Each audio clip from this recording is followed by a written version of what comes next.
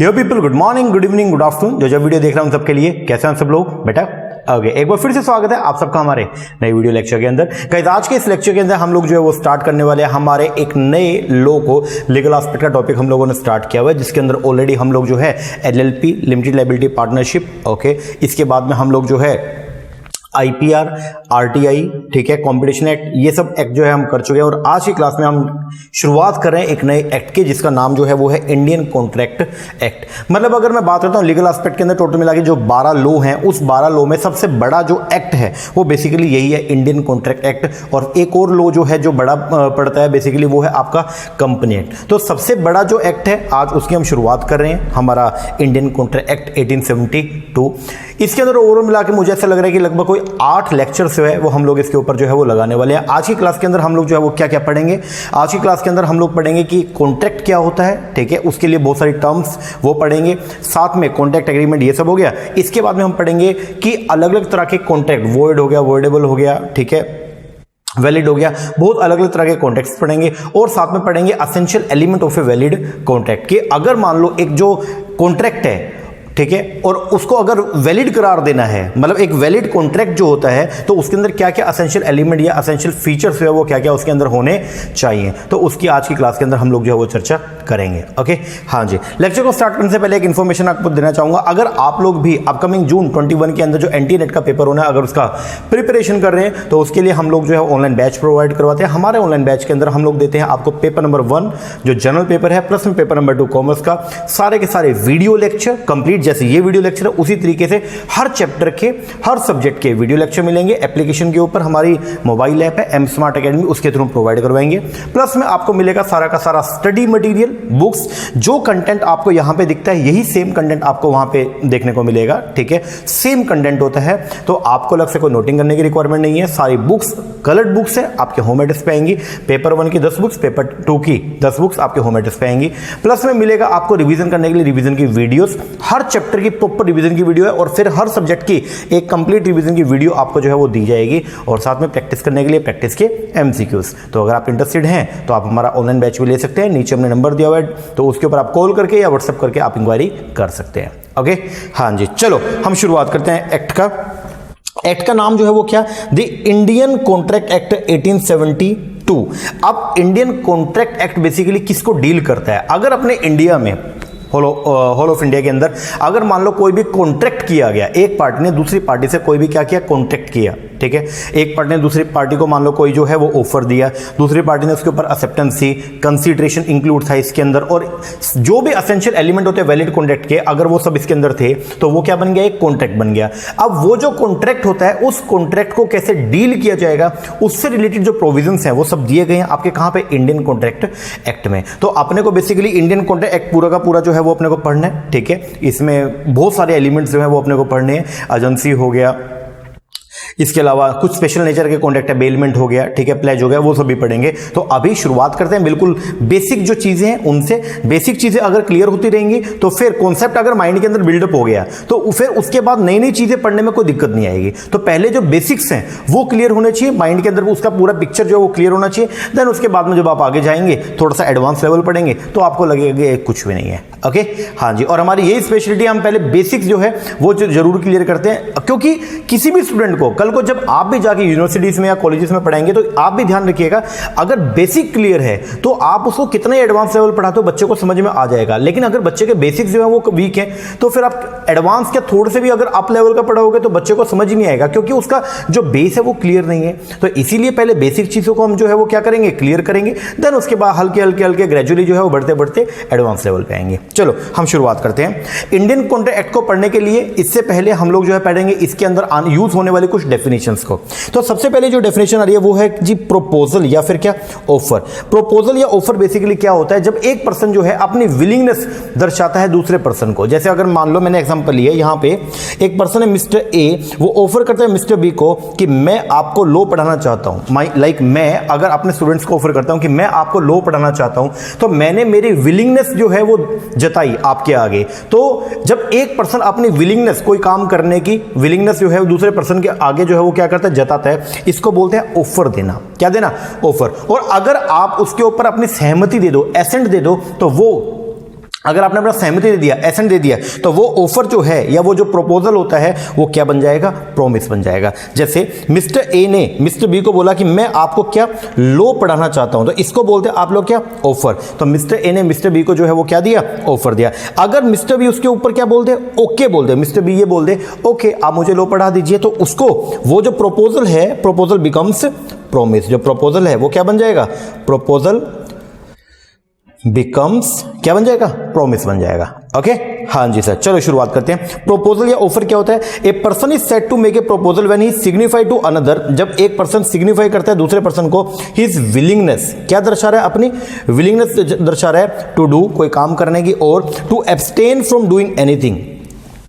हमेशा अगर मैं आपको बोल रहा हूं कि मैं आपके लिए कोई काम करूंगा, ये तो ऑफर है, लेकिन अगर मान लो मैं कोई काम बेसिकली कर रहा था और अगर मैं बोल दूं कि अगर आप कहो तो मैं आपके लिए काम नहीं करूंगा, जो मैं रूटीन में कर रहा था, और अगर मैं बोल दूं कि मैं आपके लिए काम नहीं करूंगा, वो भी बेसिकली जो है वो क्या होता है, ऑफर होता है। मतलब कोई काम का करना तो ऑफर होता है, लेकिन जो काम हम पहले से करते आ रहे थे, और अगर मैं आपको ये बोलूं, आपको ऑफर देता हूं कि वैसे तो मुझे ये काम करना है, लेकिन अगर आप कहो तो मैं ये काम नहीं करूंगा, ठीक है, इसको बोलते हैं to abstain from doing anything. मतलब मैं अब वंचित रह जाऊंगा, मैं वो काम नहीं करूंगा, ये भी बेसिकली क्या होता है, ऑफर होता है। तो ऑफर के अंदर क्या आएगा, a person is said to make a proposal when he signify to another, जब एक पर्सन जो है सिग्निफाई करता है दूसरे पर्सन को अपनी विलिंगनेस टू डू, कोई काम करने की अपनी इच्छा दर्शाता है, या एब्सटेन फ्रॉम डूइंग एनीथिंग, या विलिंगनेस जता रहा है, किस चीज का विलिंगनेस है, कि वो अब कोई काम जो वो पहले करता वो अब नहीं करेगा। विद ए व्यू, क्यों कर रहे हैं ऐसा, with a view to obtain the assent, दूसरे पर्सन की सहमति लेने के लिए,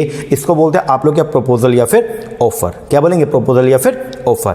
अब प्रपोजल या ऑफर जो है वो आपका प्रॉमिस बन जाएगा अगर जिसको ऑफर दिया गया वो क्या दे दे, वो उसके ऊपर अपनी एसेंट दे दे। तो बोलते हैं when the person to whom A proposal is made, जब एक पर्सन जिसको क्या दिया गया, ऑफर दिया गया या प्रपोजल दिया गया, सिग्निफाई करता है, जताता है क्या, हिज एसेंट देयर टू, वो अपनी क्या जताते, इच्छा जताता है कि ठीक है, जैसे अगर मान लो मैंने अपने स्टूडेंट्स को बोला कि मैं आपको लॉ पढ़ाना चाहता हूं और मेरे स्टूडेंट्स बोले ओके सर आप हमें पढ़ा दीजिए, तो उनकी तरफ से मुझे क्या मिल गया, एसेंट मिल गया, तो उसको हम बोल देंगे क्या, प्रॉमिस। तो ये जो प्रपोजल मैंने आपको दिया था वो क्या बन जाएगा, promise. The proposal is said to be accepted, proposal को क्या माना जाएगा कि उसको एक्सेप्ट कर लिया गया है। And when the proposal is accepted it becomes a promise, और जब प्रपोजल को आप क्या करेंगे, एक्सेप्ट करेंगे, तो वो क्या बन जाएगा, प्रॉमिस बन जाएगा। तो सबसे पहले तो आएगा जी प्रपोजल या ऑफर क्या होता है, तो बोलते हैं अगर एक पर्सन दूसरे पर्सन के सामने क्या जताता है, कोई काम करने की इच्छा जताता है। अगर मैं आपको ये बोलता हूं कि मैं आपके लिए काम करने के लिए तैयार हूं, तो मैं अपनी इच्छा जता रहा हूं कि मैं आपके लिए ये काम करना चाहता हूं, ठीक है।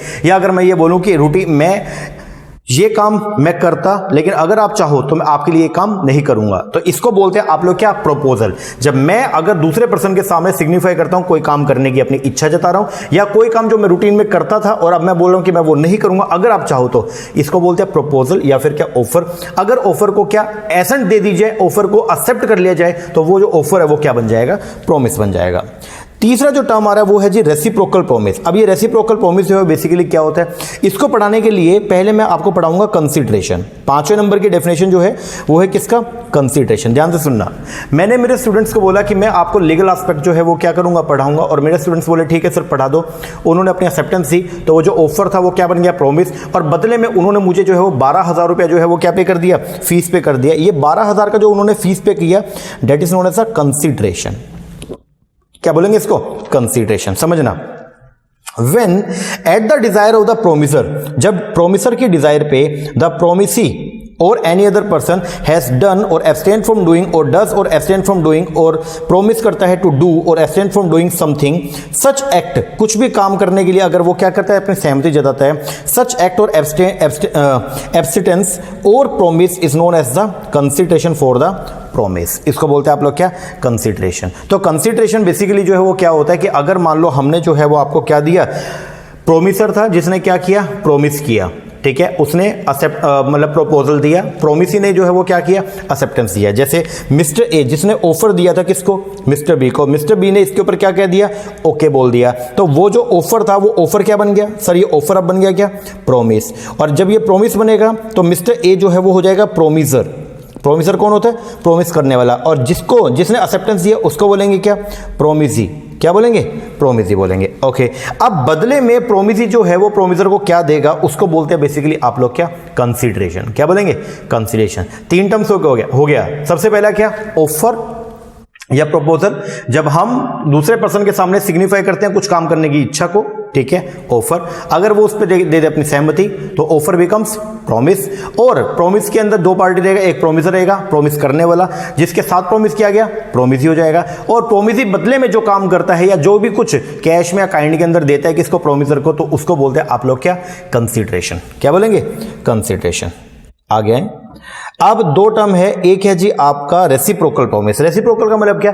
अगर मैं आपसे कोई प्रॉमिस करता हूं और आप मुझसे कोई प्रॉमिस करते हैं, दैट मींस मैंने आपको जो है वो क्या दिया? ऑफर दिया। मैंने आपको क्या दिया? ऑफर। आपने मुझे दे दी एक्सेप्टेंस। तो ये तो हो गया एक प्रॉमिस जो मैंने आपसे किया था, ठीक है। और अगर आप भी अपना कोई ऑफर दे रहे हैं मुझे और मैं उसको क्या कर लूं? एक्सेप्ट कर लूं, तो इसको बोलेंगे सेकंड जो प्रॉमिस हो जाएगा। तो एक तो ये ऑफर दिया, एक्सेप्टेंस मिल गया, ये तो हो गया जी आपका क्या? First promise. क्या हो गया? First promise. और ये अब मिस्टर बी ने ऑफर दिया किसको? मिस्टर ए को, और मिस्टर बी ने ए ने जो है वो क्या दे दिया? एक्सेप्टेंस दे दिया। ये क्या बन जाएगा? Second promise. क्या बन जाएगा? Second promise. तो बेसिकली रेसिप्रोकल प्रॉमिस क्या होते हैं? जब दोनों पार्टी जो है वो एक दूसरे के साथ में क्या करती है? प्रॉमिस करती है। That is known as the reciprocal promises. पढ़ेंगे एक बार के लिए। प्रोमिसेस की बात हो रही है, मतलब एक नहीं है, एक से ज्यादा। विच फॉर्म द कंसीडरेशन और part of the consideration for each other, सबके लिए, are known as the reciprocal promises. क्या बोलेंगे इसको? Reciprocal promises. आगे बढ़ेंगे। अब आएगा जी, एक आएगा प्रोमिसर और एक आएगा प्रोमिसी। हाँ जी, प्रोमिस करने वाला बंदा is known as the promisor, जिसके साथ प्रोमिस किया गया, जिसने एक्सेप्टेंस दिया, that is the promisee. The person making the promise is known as the promisor and the person accepting the proposal is known as the promisee.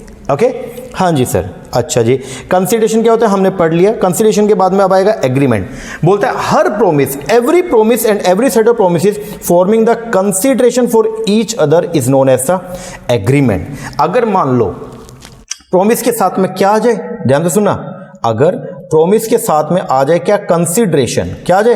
Consideration. तो वो क्या बन जाएगा सर? अगर प्रोमिस के साथ में कंसीडरेशन आ गया तो वो बन जाएगा क्या? एग्रीमेंट। क्या बन जाएगा? एग्रीमेंट। ओके, अगर प्रोमिस के साथ में क्या आ गया? कंसीडरेशन, तो वो क्या बन जाएगा? एग्रीमेंट। और अगर कभी ऐसा हुआ एग्रीमेंट, ऐसा एग्रीमेंट हुआ जो एनफोर्सिबल बाय लॉ है, जिसको लॉ मना नहीं करता, मतलब जिसमें कोई भी एक ऐसा एग्रीमेंट, किसी भी ऐसे सब्जेक्ट के लिए हमने किया एग्रीमेंट जिसके लिए लॉ जो है वो मना नहीं करता, तो वो जो है वो क्या बन जाएगा? कॉन्ट्रैक्ट। तो कॉन्ट्रैक्ट बेसिकली क्या? An agreement enforceable by law is a contract. कोई भी एक ऐसा एग्रीमेंट जो एनफोर्सिबल बाय लॉ है उसको बोलते हैं आप लोग क्या? कॉन्ट्रैक्ट। क्या बोलेंगे? कॉन्ट्रैक्ट। तो यहां पे अगर मैं 7 डेफिनेशंस की बात करता हूं तो मुझे क्या क्या, हमने क्या क्या पढ़ा? सबसे पहले हम लोगों ने जो है वो पढ़ा कि प्रपोजल क्या? क्लियर है। प्रॉमिस क्या? क्लियर है। रेसिप्रोकल प्रोमिसेस क्या? क्लियर है। प्रोमिसर प्रोमिसी कौन है? क्लियर है। कंसीडरेशन क्या होता है? पढ़ लिया। और एग्रीमेंट क्या है और कॉन्ट्रैक्ट क्या? वो भी पढ़ लिया। अब इसका समअप मैं आपको बताऊं एक बार के लिए, अगर आप इसको लिंकअप कर पा रहे हो तो शायद आपने देखा होगा, अगर एक पर्सन जो है वो क्या अपनी विलिंगनेस जताता है, क्या जता रहे? विलिंगनेस। ए बी के सामने अपनी क्या जता रहा है? विलिंगनेस। अगर इसको बोलते हैं आप लोग क्या? ऑफर। क्या बोलेंगे? ऑफर। अगर ऑफर के साथ में आ जाए क्या? एक्सेप्टेंस। अगर इस ऑफर के ऊपर बी जो है वो क्या दे दे? अपनी एक्सेप्टेंस दे दे, तो ऑफर प्लस एक्सेप्टेंस जो है ये दोनों मिलके जो है वो क्या बन जाएंगे? बोलो सर। ऑफर प्लस एक्सेप्टेंस दोनों मिलके जो है वो बन जाएंगे क्या? प्रॉमिस। क्या बन जाएंगे?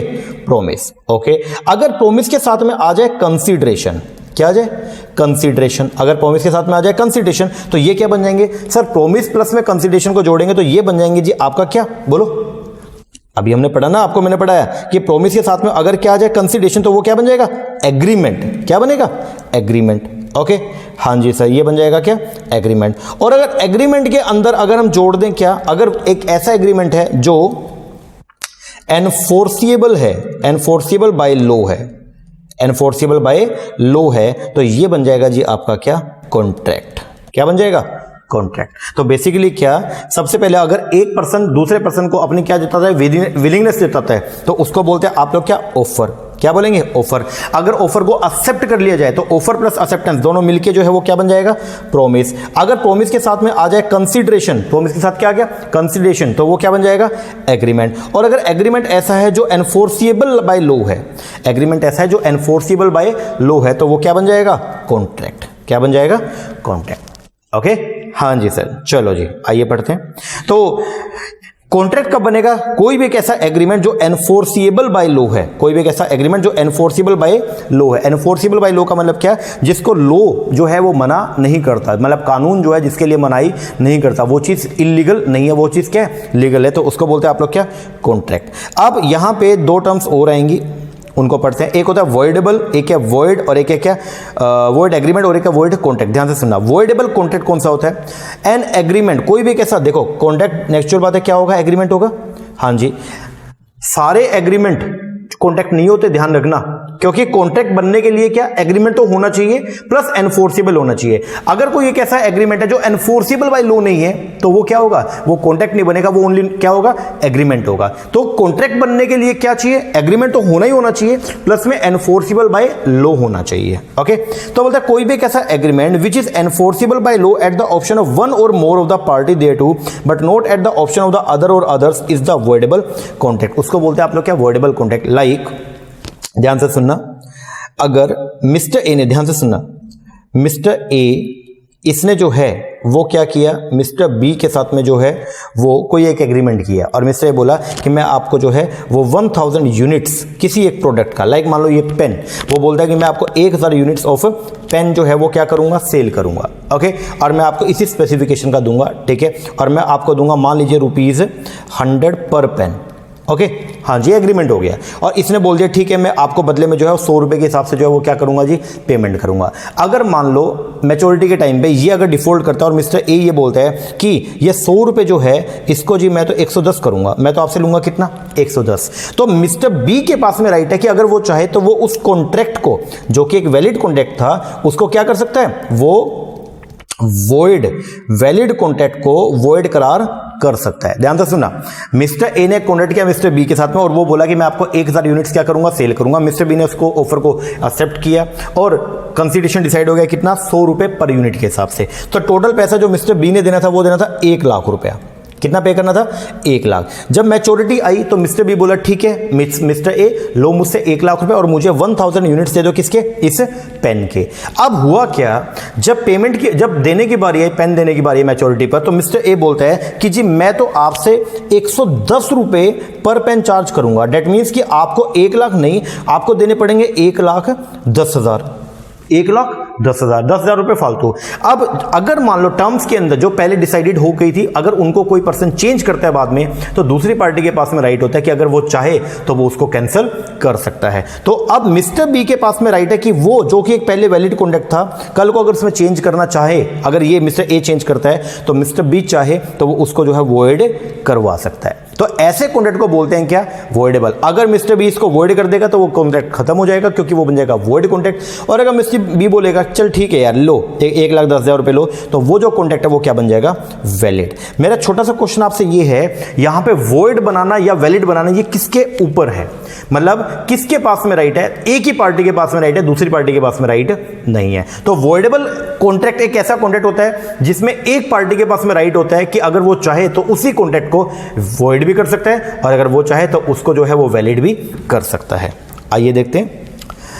हाँ जी, वॉइडेबल क्या होता है, एन एग्रीमेंट, कोई भी एक ऐसा agreement which is enforceable by law है एट द ऑप्शन, जो एनफोर्सिबल बाय लॉ हो जाएगा at the option of one or more of the parties thereto but not at the option of the other party. एक party के कहने पर जो है वो वैलिड हो जाएगा, दूसरी पार्टी का इसमें कोई भी रोल नहीं रहेगा। इसको बोलते हैं क्या, वॉइडेबल कॉन्ट्रैक्ट। वॉइडेबल, अगर आप चाहें तो वॉइड भी कर सकते हैं और अगर आप चाहें तो उसको वैलिड भी करवा सकते हैं, लेकिन ये राइट वॉइड करने का या वैलिड करने का राइट एक ही पार्टी के पास में होता है, उसको बोलते हैं क्या, वॉइडेबल कॉन्ट्रैक्ट। फिर होगा वॉइड। वॉइड एग्रीमेंट कौन सा होता है, वॉइड एग्रीमेंट की बात हो रही है। अब agreement, an agreement not enforceable by law is void, वो क्या बन जाएगा, वॉइड। क्योंकि अगर वो एनफोर्सिबल, देखो एग्रीमेंट, कौन सा एग्रीमेंट जो है वो कैसे बनता है, एग्रीमेंट बनता है जी अगर आपका जो है वो क्या है, कोई भी एक ऐसा एग्रीमेंट जो एनफोर्सिबल बाय लॉ है, which is not enforceable by law, जो लॉ से एनफोर्सेबल ही नहीं है, जो इलीगल नेचर का हो गया, तो उसको बोलते हैं वॉइड एग्रीमेंट। और वॉइड कॉन्ट्रैक्ट कौन सा होता है? देखो कॉन्ट्रैक्ट कब बना होगा सर? कॉन्ट्रैक्ट बना होगा जब वो एग्रीमेंट होगा और प्लस में वो क्या एनफोर्सेबल बाय लॉ होगा, तभी तो वो क्या बना होगा? कॉन्ट्रैक्ट बना होगा। और कॉन्ट्रैक्ट बनने के बाद में वो क्या हो गया? वॉइड हो गया। दैट मींस कि जिस टाइम पे वो कॉन्ट्रैक्ट हुआ उस टाइम पर वो एनफोर्सेबल बाय लॉ था, लेकिन मैच्योरिटी तक पहुंचते पहुंचते मान लो कि अगर वो जो है वो क्या हो गया, अब एनफोर्सेबल बाय लॉ नहीं रहा, तो वो क्या बन जाएगा? वो वॉइड कॉन्ट्रैक्ट बन जाएगा। तो कोई भी कॉन्ट्रैक्ट जो वॉइड होता है उसको क्या बोलते हैं? एक contract which ceases to be enforceable by law, जो अब एनफोर्सेबल इन नेचर नहीं रहा। क्या बोलते हैं? एक ऐसा contract which ceases to be, ceases का मतलब जो अब नहीं रहा, which ceases to be enforceable by law becomes void. वो क्या बन जाएगा? वॉइड बन जाएगा when it ceases to be enforceable. इसका मतलब ये हो गया कि वॉइड कॉन्ट्रैक्ट कौन सा होता है? एक ऐसा कॉन्ट्रैक्ट जो पहले वैलिड था। कॉन्ट्रैक्ट तो तभी बना ना जब वो एग्रीमेंट होगा प्लस में एनफोर्सेबल बाय लॉ होगा, लेकिन बाद में कुछ सर्कमस्टेंसेस ऐसे आ गए कि वो जो है अब वो एनफोर्सेबल इन नेचर नहीं रहा, तो वो क्या बन जाएगा? वॉइड कॉन्ट्रैक्ट बन जाएगा। और वॉइड एग्रीमेंट कौन सा? जो एनफोर्सेबल इन नेचर ही नहीं था शुरू से, तो वो बन जाएगा क्या? Void agreement. ओके, हाँ जी सर। अब यहां से आपको क्या पता चला? देखो ध्यान से सुनना एक बात मेरी, एक बात आपको मैं समझाता हूं। देखो अभी हमने एक बात देखी कि एग्रीमेंट प्लस एनफोर्सेबल होगा तो ही क्या बनेगा? कॉन्ट्रैक्ट बनेगा। इसका मतलब ये हो गया कि अगर मान लो कोई एग्रीमेंट है, ठीक है, एग्रीमेंट अगर वो एनफोर्सेबल बाय लॉ है तो क्या बन जाएगा? कॉन्ट्रैक्ट बन जाएगा। अगर वो एनफोर्सेबल बाय लॉ है तो क्या बन जाएगा? कॉन्ट्रैक्ट। और अगर वो एनफोर्सेबल बाय लॉ नहीं है तो फिर क्या? तो वो कॉन्ट्रैक्ट नहीं बनेगा, तो वो क्या हो जाएगा? वो वॉइड एग्रीमेंट हो जाएगा। क्या बन जाएगा? Void agreement. जैसे अगर मान लो एग्रीमेंट थे टोटल 1000, कितने एग्रीमेंट थे? 1000। उस 1000 में से एनफोर्सेबल बाय लॉ जो है वो थे मान लो 600, तो ये जो कॉन्ट्रैक्ट कितने बनेंगे? 600, और बाकी 400 क्या बनेंगे? Void agreement. दैट मीन्स कि कॉन्ट्रैक्ट बनाने के लिए क्या एग्रीमेंट का होना जरूरी है? बोलो जल्दी बोलो। Yes sir. अगर कॉन्ट्रैक्ट तो तभी बनेगा जब वो एग्रीमेंट होगा, एग्रीमेंट होगा तभी कॉन्ट्रैक्ट बनेगा। अगर एग्रीमेंट ही नहीं है तो कॉन्ट्रैक्ट नहीं बनेगा। लेकिन क्या एग्रीमेंट के लिए कॉन्ट्रैक्ट का होना जरूरी है क्या? नहीं सर, क्योंकि कॉन्ट्रैक्ट तो होगा हमेशा क्या? Enforceable by law. एक ऐसा एग्रीमेंट जिसके साथ में क्या एक और फीचर जोड़ा जाएगा, क्या? एनफोर्सेबल बाय लॉ, तो वो क्या बनेगा? कॉन्ट्रैक्ट। लेकिन अगर एग्रीमेंट है प्लस एनफोर्सेबल बाय लॉ नहीं है तो फिर वो कॉन्ट्रैक्ट नहीं बनेगा, वो क्या होगा? वॉइड एग्रीमेंट होगा। बात समझ रहे हो? हाँ जी। तो किसका स्कोप बड़ा है? सब दिख ही रहा है कि एग्रीमेंट जो है उसका स्कोप जो है वो क्या है? वाइडर है। जबकि अगर कॉन्ट्रैक्ट की बात करूं तो कॉन्ट्रैक्ट का स्कोप जो है वो कैसा है? नैरोवर है। कैसा है? नैरोवर। तो यहां पे ना एक पॉइंट आता है जो पेपर के अंदर आए भी था, 2019 के अंदर जो पेपर हुआ था उसमें एक क्वेश्चन भी उठ के आया कि ऑल एग्रीमेंट आर कॉन्ट्रैक्ट। ये बताओ कि ऑल एग्रीमेंट आर कॉन्ट्रैक्ट, ये सही है क्या कि सभी एग्रीमेंट जो कॉन्ट्रैक्ट होते हैं? हम बोलेंगे नो, हम ये बोलेंगे all agreement are not contract. सभी एग्रीमेंट जो है वो कॉन्ट्रैक्ट नहीं होते, मतलब all agreement are not contract, ठीक है। बट ऑल कॉन्ट्रैक्ट, लेकिन जितने भी कॉन्ट्रैक्ट हैं वो सब जो है आर एग्रीमेंट, वो सभी जो है वो एग्रीमेंट होते हैं। तो यहां पे एक नया कॉन्सेप्ट निकल के जो है वो आता है, आइए पढ़ते हैं उसको। वो क्या बोलता है? All contract are agreement. All contract, जितने भी कॉन्ट्रैक्ट होते हैं ना वो सब तो एग्रीमेंट होंगे। बिल्कुल सही बात है, जितने भी कॉन्ट्रैक्ट है वो एग्रीमेंट तो होंगे। एग्रीमेंट है और एनफोर्सेबल है तभी तो कॉन्ट्रैक्ट बनेगा। But all agreement are not contract, लेकिन सारे एग्रीमेंट जो है वो कॉन्ट्रैक्ट नहीं होते, क्योंकि वही एग्रीमेंट कॉन्ट्रैक्ट बनता है जो एनफोर्सेबल बाय लॉ है। लेकिन कुछ एग्रीमेंट ऐसे भी होते हैं जो एनफोर्सेबल बाय लॉ नहीं होते, तो वो कॉन्ट्रैक्ट नहीं बनेंगे। तो बोलता है कॉन्ट्रैक्ट कैसे बनेगा? एग्रीमेंट हो प्लस एनफोर्सेबिलिटी बाय लॉ हो। Thus for a contract there should first be an agreement. तो सबसे पहले तो क्या होना चाहिए? एग्रीमेंट। दूसरा, agreement that do not give rise to contractual obligation are not contract. कोई भी एक ऐसा एग्रीमेंट जो कॉन्ट्रैक्चुअल ऑब्लिगेशन को जो है वो राइज नहीं करता, मतलब कॉन्ट्रैक्चुअल ऑब्लिगेशन जो है जिसकी वजह से कॉन्ट्रैक्चुअल ऑब्लिगेशन नहीं बनते, तो वो जो है वो कॉन्ट्रैक्ट नहीं है। क्योंकि कॉन्ट्रैक्ट तो तभी बनता है जब क्या होता है, एक पार्टी दूसरे से प्रॉमिस करती है, दूसरी पार्टी बदले में कुछ कंसिडरेशन का क्या करेगी? पेमेंट करेगी। तो वो जैसे अगर ए इन्वाइट करता है बी को for his son wedding, B ने एक्सेप्ट किया invitation, this is mere agreement, वो ओनली एग्रीमेंट है, not a contract, there being no intention to create the legal obligation. कल को अगर बी नहीं आया तो ए जो है वो बी पे केस नहीं करेगा कि आप मेरी लड़की की शादी में क्यों नहीं आए, तो मैं तो आपके ऊपर केस करूंगा, ऐसा नहीं है। आगे, agreement to do an unlawful immoral or illegal act like smuggling murdering a person can not be enforceable by law, such agreement can not be considered as a contract. तो अगर कोई भी एक ऐसा एग्रीमेंट जो इलीगल काम के लिए किया गया वो कॉन्ट्रैक्ट नहीं होता। आगे, also certain agreement are specially declared void और एनफोर्सेबल, कुछ एग्रीमेंट ऐसे होते हैं जिनको स्पेसिफिकली जो है वो वॉइड या अनएनफोर्सेबल जो है वो करार दिया गया है, जैसे एग्रीमेंट टू बेट, जैसे शर्त लगाने का कोई एग्रीमेंट है तो वो जो है वो क्या होते हैं, अनएनफोर्सेबल इन लॉ होते हैं। हेंस इसलिए यहाँ पे एक जो है वो आपको क्या पता चला कि ऑल एग्रीमेंट, जितने भी एग्रीमेंट है आर नॉट कॉन्ट्रैक्ट, वो सब कॉन्ट्रैक्ट नहीं है, but all contracts are in fact agreement. तो जितने भी एग्रीमेंट है, ये देखो कुछ ऐसा है, ये सब जो है वो क्या है, एग्रीमेंट है, ये सब क्या है, एग्रीमेंट है, और कॉन्ट्रैक्ट इसका जो है वो क्या है, पार्ट है, ये जो है वो क्या है, कॉन्ट्रैक्ट है। अब एक बात देखना, ये सब जो है वो एग्रीमेंट है, मान लो ये 100 जो है ये एग्रीमेंट है और कॉन्ट्रैक्ट ओनली कितने हैं, 60। अब इसका मतलब ये 40 जो है वो क्या है, सर ये 40 एग्रीमेंट तो हैं बट ये नॉट एनफोर्सेबल बाय लॉ है। तो इनका फीचर क्या, एग्रीमेंट है, ये 60 का फीचर क्या, एग्रीमेंट है प्लस एनफोर्सिएबल बाय लॉ है। लेकिन इन 40 का फीचर क्या है, ये भी एग्रीमेंट तो हैं बट ये एनफोर्सिएबल बाय लॉ नहीं है। ओके हाँ जी सर, तो ये स्टेटमेंट आपको याद करके जाना पड़ेगा एग्जाम के लिए, क्या कि all agreements are not contract, सारे एग्रीमेंट जो है वो कॉन्ट्रैक्ट नहीं होते, बट सभी कॉन्ट्रैक्ट जो है वो एग्रीमेंट तो होते हैं।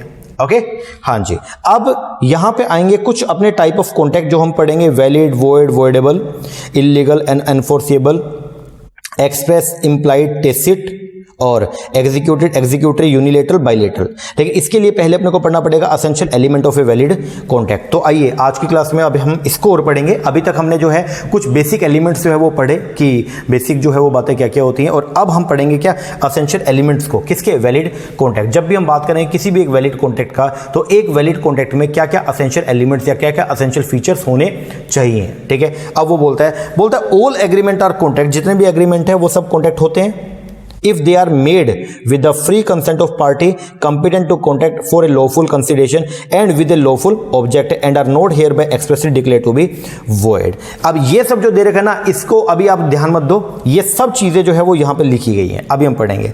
तो बोलते हैं essential element from the above definition, ऊपर की डेफिनेशन एक बात क्लियर हो रही है, the following feature of a valid contract are as follows. तो अब ये कौन कौन से, सबसे पहले तो क्या आप पढ़ क्या रहे हो, आप पढ़ रहे हो असेंशियल एलिमेंट किसके, वैलिड कॉन्ट्रैक्ट के। एक जो वैलिड कॉन्ट्रैक्ट है उसमें क्या क्या असेंशियल एलिमेंट होने चाहिए, तो सबसे पहला एलिमेंट होता है क्या, एग्रीमेंट। क्या होगा, एग्रीमेंट। तो भाई सबसे मेन बात, वैलिड कॉन्ट्रैक्ट बनने के लिए एग्रीमेंट तो होना चाहिए, यस। तो बोलता है there should be an agreement, should be an agreement between two party, दो पार्टी के बीच में जो है वो क्या होगा, एग्रीमेंट होगा। और एग्रीमेंट कैसे बनता है, प्रोपोजल प्लस में एग्रीमेंट जो है वो कैसे बनेगा, ऑफर होगा प्लस में एक्सेप्टेंस दिया जाएगा विद लीगल एनफोर्सिबिलिटी, मतलब और साथ में क्या होगा, कंसिडरेशन होगा।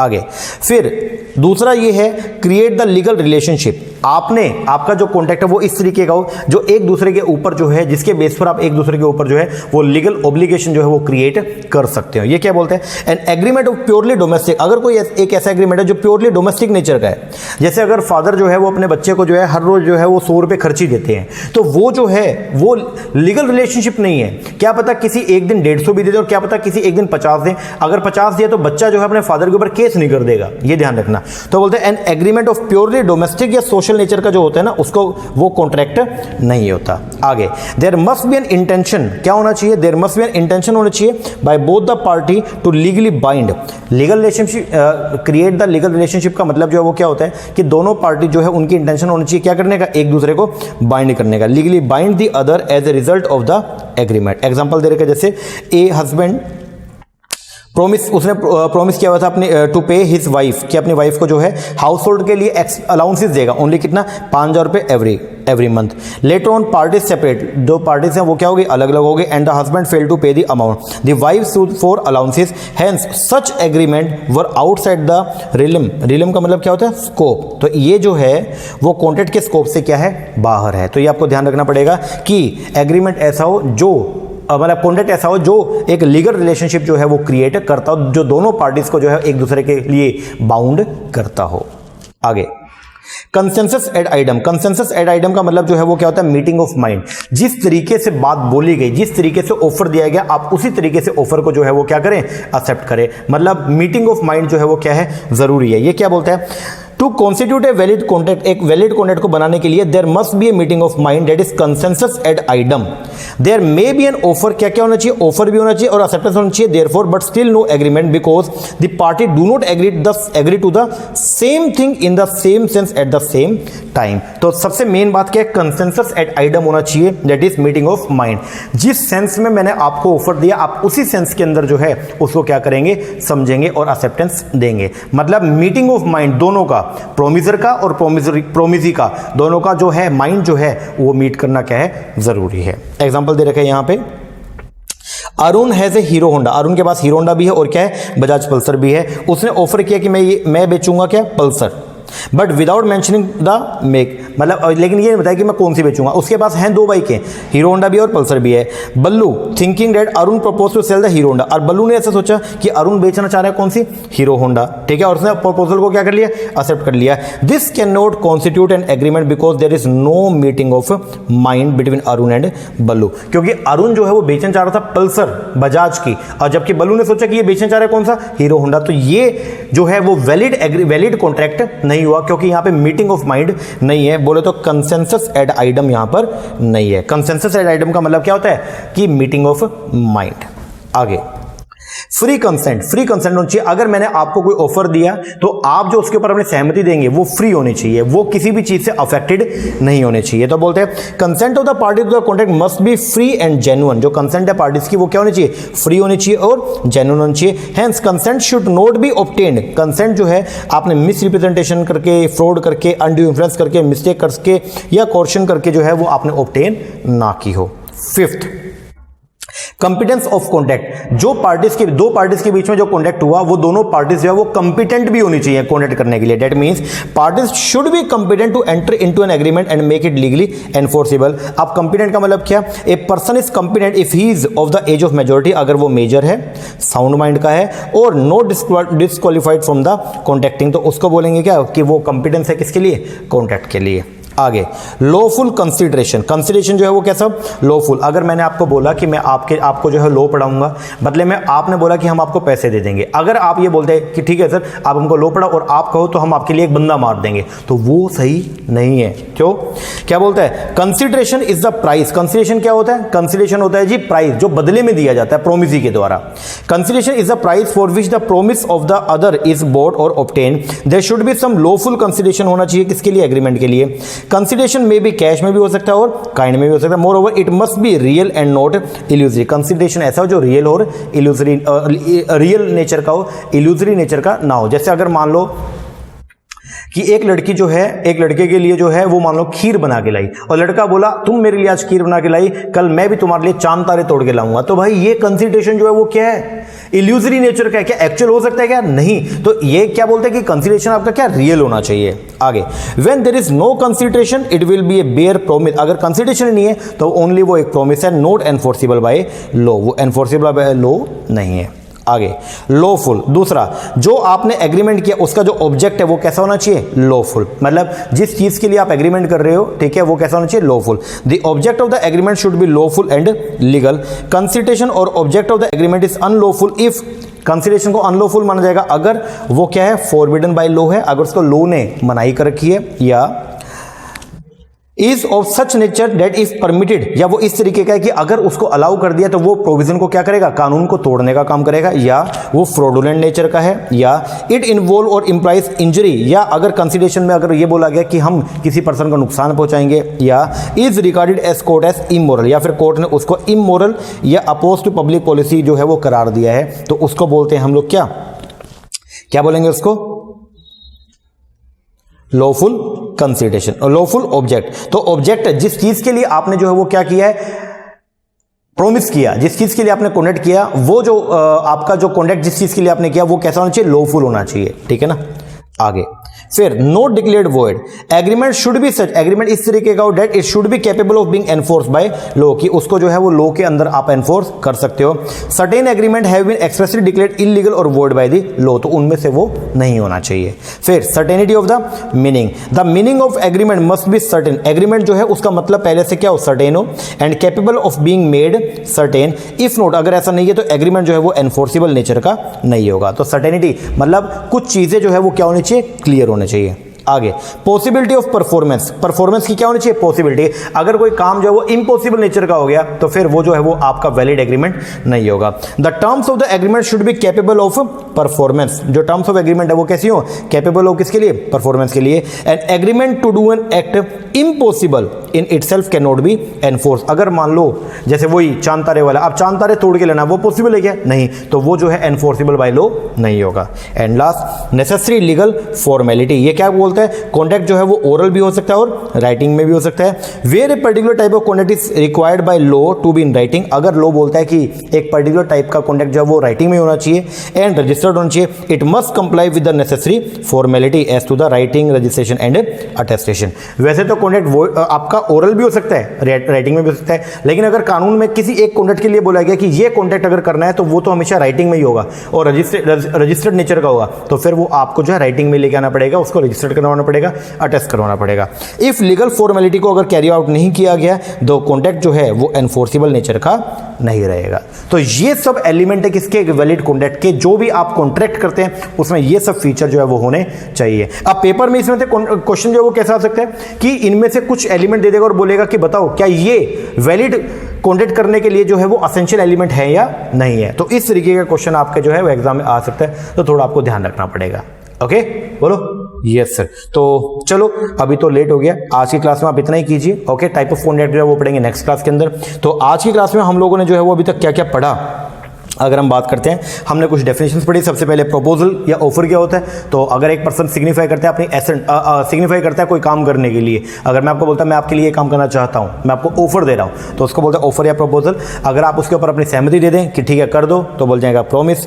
रेसिप्रोकल, जब मैंने भी आपसे प्रॉमिस किया, आपने भी मुझसे प्रॉमिस किया, रेसिप्रोकल प्रॉमिस। प्रोमिसर, प्रॉमिस जो प्रॉमिस करता है उसको प्रोमिसर बोलेंगे, जिसके लिए प्रॉमिस किया गया, जिसने एक्सेप्टेंस दिया, प्रॉमिस ही हो जाएगा। ओके, कंसीडरेशन जो बदले में दिया जाता है उसको बोलते हैं आप लोग क्या, कंसीडरेशन। ओके, एग्रीमेंट जो है वो कैसे बनेगा, अगर मान लो प्रॉमिस है और साथ में क्या है, कंसीडरेशन है, तो क्या बन जाएगा, एग्रीमेंट। कॉन्ट्रैक्ट कैसे बनेगा, एग्रीमेंट है प्लस एनफोर्सिबल नेचर का, तो क्या बन जाएगा, कॉन्ट्रैक्ट। वॉइडेबल कैसा होता है, जब जो किसी एक पार्टी के कहने पर वैलिड भी हो सकता है और एक पार्टी के कहने पर वॉइड भी हो सकता है, उसको बोलते हैं वॉइडेबल। फिर वॉइड एग्रीमेंट कौन सा होता है, कोई भी ऐसा एग्रीमेंट जो एनफोर्सिबल नेचर का नहीं है वो होगा वॉइड एग्रीमेंट। वॉइड कॉन्ट्रैक्ट कौन सा होता है, अगर कोई एक ऐसा कॉन्ट्रैक्ट है जो पहले तो क्या था, वैलिड था, लेकिन बाद में सर्कमस्टेंस ऐसे हो गए कि अब वो जो कॉन्ट्रैक्ट है वो आपका वैलिड नेचर का नहीं रहा, तो वो क्या बन जाएगा, वॉइड बन जाएगा। इसके अलावा जो हमने पढ़े वो है क्या, हाँ एक ये हमने पढ़ा था कि जितने भी आपके क्या होते हैं एग्रीमेंट है, all agreement are not contract, सारे एग्रीमेंट जो कॉन्ट्रैक्ट नहीं होते, but all contract are agreement, लेकिन जितने भी कॉन्ट्रैक्ट है वो सब क्या होते हैं, एग्रीमेंट होते हैं। और एक चीज इसमें और जो हमने पढ़ी है वो है ये असेंशियल एलिमेंट किसके, वैलिड कॉन्ट्रैक्ट के। कैसे कैसे होना चाहिए, एग्रीमेंट, अगर वैलिड कॉन्ट्रैक्ट बनाना है तो क्या, एग्रीमेंट होना चाहिए। दूसरा ऐसा हो जो एक लीगल रिलेशनशिप को जो है वो क्या करता हो, क्रिएट करता हो। फिर कंसेंसस एट आइडम होना चाहिए, इसका मतलब मीटिंग ऑफ माइंड होना चाहिए। फिर फ्री कंसेंट होनी चाहिए। फिर दोनों पार्टी जो है कंपिटेंट भी होनी चाहिए कॉन्ट्रैक्ट करने के लिए। फिर लॉफुल कंसिडरेशन होना चाहिए, बदले में जो आप काम करेंगे वो भी लॉफुल नेचर का हो। फिर लॉफुल ऑब्जेक्ट होना चाहिए, इसका मतलब जो काम किया गया है उसका ऑब्जेक्टिव जो है वो कैसा होना चाहिए, लॉफुल, जिसके लिए आपने कॉन्ट्रैक्ट किया है वो लॉफुल नेचर का होना चाहिए। फिर नॉट डिक्लेयर्ड वॉइड, उसके अंदर आने वाली कोई भी बात जो है वो वॉइड नहीं होनी चाहिए। फिर सर्टेनिटी ऑफ द मीनिंग, बहुत सारी बातें जो पहले से क्लियर होनी चाहिए, कोई भी बात जो है वो आपका अनसर्टेन नहीं होनी चाहिए। फिर possibility of the performance, that means कि जो परफॉर्मेंस है जो आपने कॉन्ट्रैक्ट किया तो वो ऐसा हो जो परफॉर्मेबल नेचर का हो, ऐसा ना हो कि वो इम्पॉसिबल नेचर का हो। एंड फिर नेसेसरी लीगल फॉर्मेलिटी, जो भी नेसेसरी लीगल फॉर्मेलिटी है वो भी पूरी होनी चाहिए। ओके, हाँ जी सर। लो जी, ये आज का हो गया lecture number 1 Indian contract act का, इसको आप कीजिएगा, बाकी का जो है वो करेंगे हमारे नेक्स्ट लेक्चर में। ओके, हाँ जी, लेक्चर कैसा लगा प्लीज कमेंट करके जरूर बताइएगा। अगर अच्छा लगा तो अच्छा कमेंट कीजिएगा, कोई कमी लगी तो वो भी बताइएगा। और अगर आप हमारा ऑनलाइन बैच लेना चाहते हैं तो नीचे हमने नंबर दिया हुआ, इसके ऊपर कॉल करके या व्हाट्सएप करके आप इंक्वायरी कर सकते हैं। ओके, हाँ जी, और अगर अभी तक आपने हमारा चैनल सब्सक्राइब नहीं किया है तो प्लीज डू दैट, सब्सक्राइब जरूर कर लीजिए ताकि जैसे मैं नया वीडियो डालूं तो उसका नोटिफिकेशन मिले आपको सबसे पहले। ओके, हाँ जी, चलो ये कीजिए, बाकी मिलते हैं हमारे नेक्स्ट लेक्चर में, तब तक के लिए थैंक यू वेरी मच।